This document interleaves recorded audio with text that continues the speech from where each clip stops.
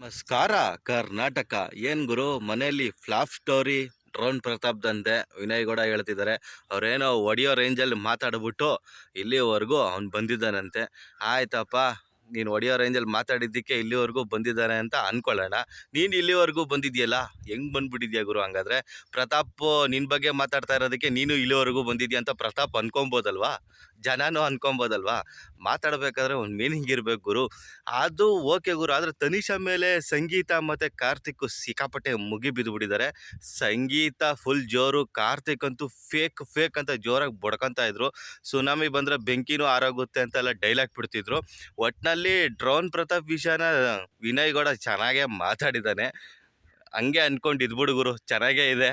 ಜನ ಇದಕ್ಕೆ ದೊಡ್ಡ ಉತ್ತರನೇ ಕೊಡ್ತಾರೆ ನಿನಗೆ. ನೋಡೋಣ ಯಾರು ಫೈನಲಲ್ಲಿ ಇರ್ತಾರೆ, ಯಾರು ಸುದೀಪ್ ಅಣ್ಣನ ಕೈಯಲ್ಲಿ ಕೈ ಇರುತ್ತೆ, ನಾವು ನೋಡ್ತೀವಿ. ಜನರ ಓಟನ್ನು ತೀರ್ಮಾನ ಮಾಡಿಕೊಂಡು ಬಿಗ್ ಬಾಸ್ ಅವ್ರು ಏನಾದರೂ ಉಳಿಸ್ಕೊಂಡ್ರೆ ಡ್ರೋನ್ ಪ್ರತಾಪ್ಗೆ ಪಕ್ಕಾ ಕಪ್ಪು.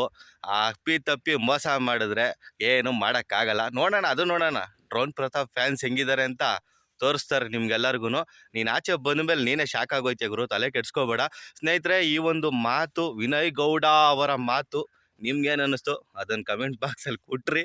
ಹಾಗೆ ನನ್ನ ಚಾನಲ್ನ ಯಾರು ಸಬ್ಸ್ಕ್ರೈಬ್ ಮಾಡ್ಕೊಂಡಿಲ್ಲ, ಸಬ್ಸ್ಕ್ರೈಬ್ ಮಾಡ್ಕೊಳ್ರಿ, ಸಪೋರ್ಟ್ ಮಾಡಿ. ನಮಸ್ಕಾರ.